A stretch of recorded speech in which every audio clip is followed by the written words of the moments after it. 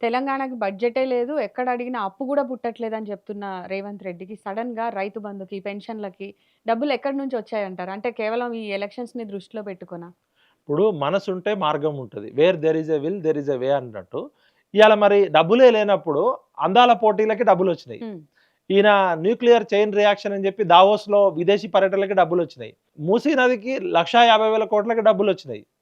ఏ మీ మీ పనులేమి ఆగవు. మీ నామినేటెడ్ పోస్టులు ఆగవు, మీ చైర్మన్ పోస్టులు ఆగవు, మీ హంగామాలు ఆగవు. కానీ గ్రామ సర్పంచ్ దగ్గరకొచ్చేసరికి డబ్బులే లేవంటారు. హ్మ్. అంటే ఇదంతా ఏందంటే హైదరాబాద్‌లో గూడా లీగల్‌గా వచ్చే ఇన్‌కమ్ ఒకటి, మాఫియా ద్వారా sand mafia, land mafia, education mafia, టాక్సులు రాకుండా జీరో దందా ద్వారా వచ్చే డబ్బులు ఇంకో నెలకొక 5, 6 వేల కోట్లుంటాయి.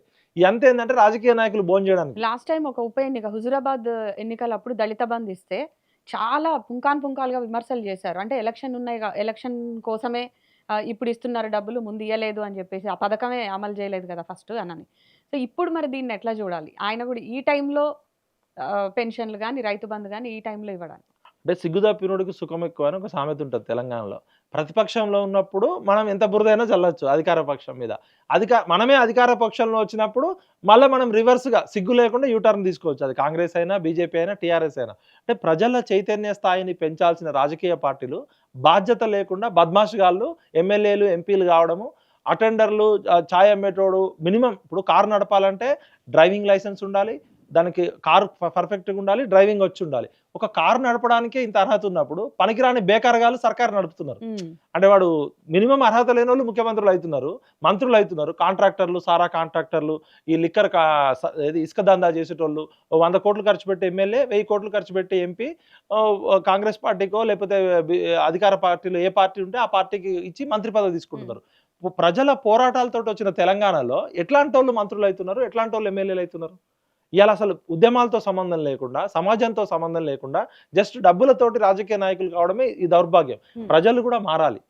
ఇప్పుడు తెలంగాణ అంటే ప్రశ్నించడం. హ్మ్. అలాంటిది మరి మీరు ఎలాంటి నాయకుల్ని ఎమ్మెల్యేలుగా ఎంచుకుంటున్నారు? అంటే ఆ ఎలక్షన్ రోజు ఒక 5,000కో, 3,000కో సారా వ్యక్తిని సీసా చూసా, కమ్ముడుపోతుంది. పార్టీని చూసా, డబ్బులు చూసా. ఇప్పుడు ఇయాల ఉదాహరణకు తీసుకుంటే కాంట్రాక్టర్లు ఎంతమందున్నారు మన దానిలో? ఎంతమంది వ్యాపారవేత్తలున్నారు ఎమ్మెల్యేలు? అంటే డబ్బు పనిచేస్తున్నట్టే గదా! హ్మ్. ఇప్పుడు అమ్ముడు పోయేదెవడు? స్వార్థంతో ఉన్న మనమే గదా! ప్రజలమే. ప్రజలు అమ్ముడు పోయినప్పుడు ఈ 5 సంవత్సరాలకోసారి వచ్చే ఎలక్షన్ పండగ ఓటనేది నీ తలరాతను మార్చే పవర్‌ఫుల్ ఆయుధం. హ్మ్. అలాంటి ఓటును నువ్వు 500కో, 5,000కో సారా సీసాకో, మందుకో, మటన్ బిర్యానీకో, చికెన్ బిర్యానీకో, మందు సీసాకో అమ్ముడు పోతే వాడు 5 సంవత్సరాలు నువ్వు పెత్తనం చేస్తున్నావు. హ్మ్. జీతగాళ్ళు యజమాని మీద పెత్తనం చేస్తున్నారు. యజమాని ఎవడు? ఓటరు. ఈ యజమాని బానిస అయిపోతున్నాడు. కాబట్టి ఇప్పటికైనా నేనేమంటున్నా అంటే ప్రజాస్వామ్యంలో ఎలక్షన్స్ అనేది చాలా కీలకం. ఎలక్షన్ సమయంలో ఓటు అనేది చాలా కీలకం కాబట్టి ఓటును నమ్ముకోండి. అమ్ముకోకండి.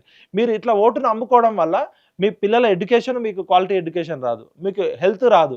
ఒక్కసారి ఒక మధ్య తరగతి కుటుంబంలో ఒక చిన్న హాస్పిటల్‌కెళ్తే ఆ కుటుంబం 5 సంవత్సరాలు పడుతుంది హ్మ్. కోలుకోవడానికి. ఇప్పుడు మన సిరివెన్నెల సీతారామశాస్త్రి గారు నిగ్గదీసి అడుగు ఈ సిగ్గులేని సమాజాన్ని అగ్గితో కడుగు ఈ సమాజ జీవచ్యవానని. మనం చదువుకుంటున్నాం.